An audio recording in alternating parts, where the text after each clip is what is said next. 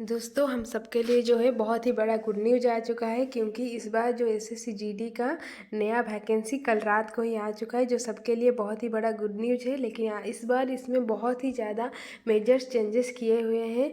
तो चलिए देखते हैं कि इस बार जो है एसएससी ने जीडी कांस्टेबल की भर्ती में क्या क्या चेंजेस किए हैं। ये जो है हम सीधा एसएससी की जो ऑफिशियल वेबसाइट है वहीं से ही देख रहे हैं, तो इसमें कोई भी झूठ नहीं है, कोई भी गलत बात इसमें नहीं है। तो इस बार का जो सबसे बड़ा चेंजेस है इसमें, इस बार जो है कांस्टेबल जीडी की भर्ती में नारकोटिक्स कंट्रोल ब्यूरो एग्जामिनेशन का एग्ज़ाम जो है ऐड किया गया है। पहले ये एसएससी जीडी की भर्ती में नारकोटिक्स का नहीं आ रहा था, लेकिन इस बार इसको ऐड किया गया है, जो कि बहुत ही अच्छी बात है। और इसका देखिए जो एनुअल एग्जामिनेशन का है वो 27/10 को ही शुरू हो गया है, और इसका जो लास्ट डेट है वो 30/11 तक है। लेकिन मैं आप सबको एक बात बताना चाहूँगी कि आप लोग पहले जितना जल्दी हो सके उतना ही जल्दी एप्लीकेशन भर दीजिए। आप लास्ट डेट तक वेट करोगे और उस टाइम तक जो है वो सर्वर बहुत डाउन हो जाता है, फिर वो एप्लीकेशन नहीं लेता है। तो आप जितना जल्दी हो सके इस फॉर्म को भर दीजिए। और आपके लिए सबसे बड़ी गुड न्यूज़ ये है कि इस बार आपको ज़्यादा इंतज़ार करना नहीं पड़ेगा, क्योंकि इस बार जो एग्ज़ाम है वो जनवरी 2023 को ही हो रहा है, इस बार का एग्जामिनेशन। तो ये आपके लिए सबसे बड़ी गुड न्यूज़ है। तो चलिए चलते हैं, देखते हैं कि इस बार कौन सा फोर्स में कितना पोस्ट निकला हुआ है। तो सबसे पहले जो है वो है बीएसएफ में।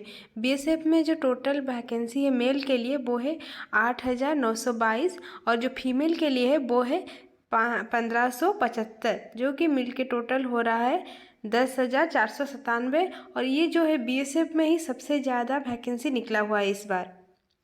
फिर उसके बाद सीआईएसएफ में जो है टोटल मेल के लिए जो है वो है 90 पोस्ट, और जो फीमेल के लिए है वो है 10, टोटल मिलके हो रहा है 100 पोस्ट।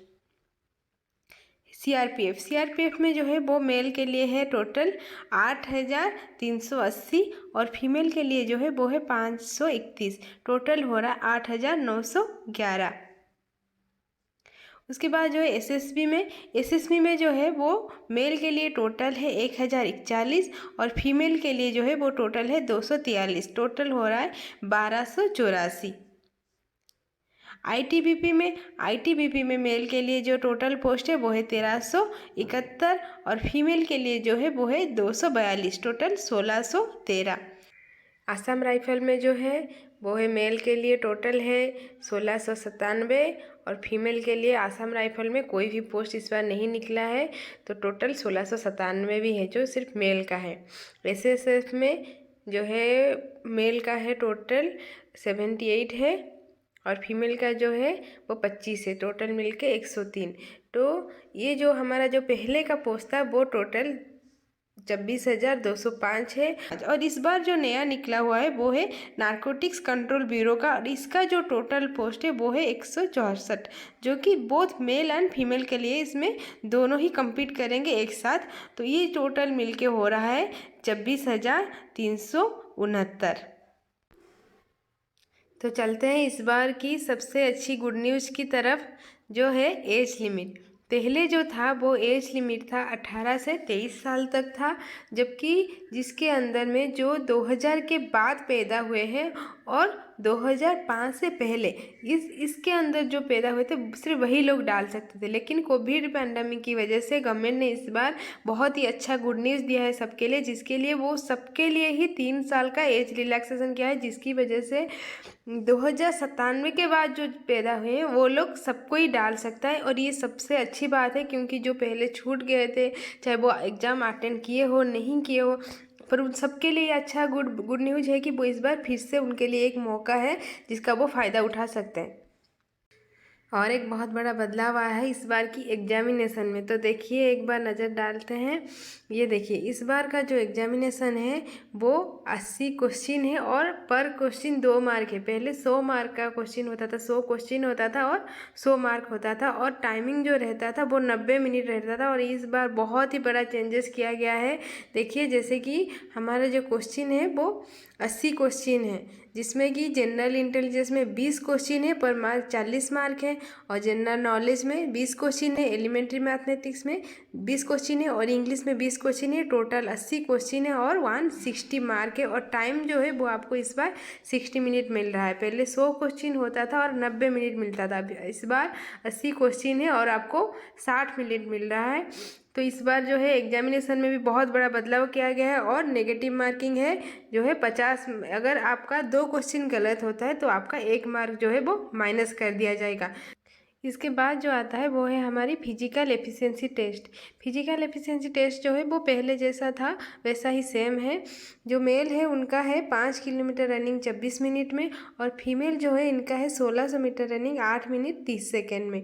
और ये जो लद्दाख रीजन में जो है रहते हैं उनका जो मेल है उनका रनिंग है 1600 मीटर है 6 मिनट 30 सेकेंड में और जो फीमेल है उनका है 800 मीटर 4 मिनट में। यहाँ पे एक और बात बताई गई है, अगर कोई वुमेन जो है वो अगर फिजिकल एफिशिएंसी टेस्ट के दौरान 12 वीक से ज़्यादा प्रेग्नेंट पाई जाती है तो उनको जो है टेम्पररी अनफिट किया जाएगा। उनको पूरी तरह से बाहर नहीं किया जाएगा, उनको जो है टेम्पररीली अनफिट किया जाएगा। और उसके बाद जो है उनका जो है 6 सप्ताह प्रेगनेंसी मतलब चाइल्ड बर्थ के जो 6 सप्ताह बाद है उनका फिर से जो है टेस्ट लिया जाएगा और अगर उसमें फिट हो जाते हैं तो उनको फिर भर्ती किया जाएगा। तो उनको पूरी तरह से बाहर नहीं किया जाएगा। इसके बाद जो है हमारा फिजिकल स्टैंडर्ड टेस्ट, इसमें जो है मेल का जो हाइट है वो 170 सेंटीमीटर है और फीमेल का जो हाइट है वो 157 सेंटीमीटर है। उसके बाद जो हमारा कास्ट के हिसाब से SC ST के हिसाब से उसके हिसाब से उनका जो है ये रिलैक्सेशन इस प्रकार है। उसके बाद जो है मेल का जो चेस्ट एक्सपेंडेड है वो 80 सेंटीमीटर है और मिनिमम एक्सटेंशन जो है वो है 5 सेंटीमीटर और फीमेल का चेस्ट में ऐसा कुछ रूल नहीं है।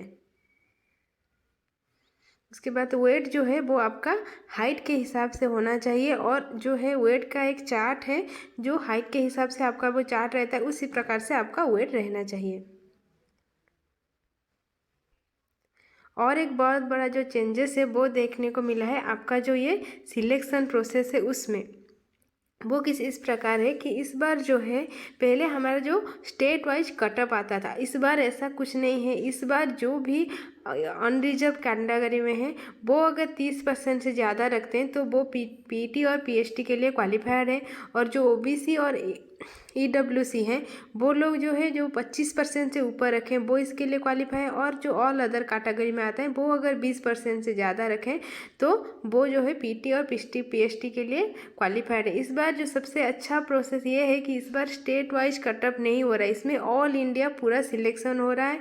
तो इसमें जो पहले होता था जो नक्सल डिस्ट्रिक्ट में रहते थे या फिर जो दूसरे स्टेट में रहते थे तो कुछ स्टेट का बहुत ही कम कटअप आता था और कुछ स्टेट का बहुत ही ज़्यादा। इस बार वो प्रोसेस नहीं है, इस बार सबके लिए सेम है और जो ही अनरिजर्व कैटेगरी में आते हैं वो अगर 30% से ज़्यादा हैं तो वो पीएटी और पीएचडी के लिए क्वालिफाइड है। और पहले जो होता था उसमें एनसीसी का कोई रोल नहीं था, लेकिन इस बार जो है एनसीसी सर्टिफिकेट को ऐड किया गया है जिसमें 5% जो टोटल मार्क है वो एनसीसी अगर कोई सी सर्टिफिकेट क्वालिफाइड है तो उसमें उसको 5% ज़्यादा मार्क मिल रहे हैं और अगर कोई एनसीसी का बी सर्टिफिकेट क्वालिफाइड है तो उनको 3% मार्क मिल रहा है और अगर कोई एनसीसी ए सर्टिफिकेट में क्वालिफाइड है तो उनको जो है वो 2% टोटल मार्क का मिल रहा है।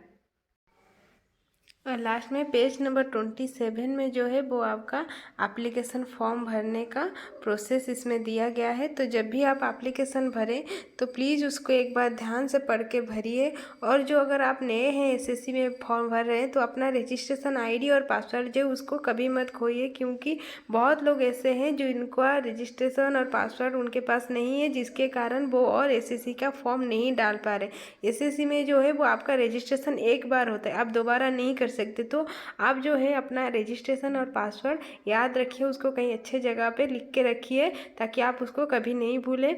और जो है एप्लीकेशन फॉर्म भरते वक्त इस बार जो है वो करेक्शन फॉर्म नहीं है, तो इस बार जब भी आप फॉर्म भर रहे हैं तो अच्छे से देख के अच्छे से पढ़ के उसको भरिए। अगर आपको वीडियो अच्छा लगा हो तो एक बार लाइक कर दीजिएगा। Thank you.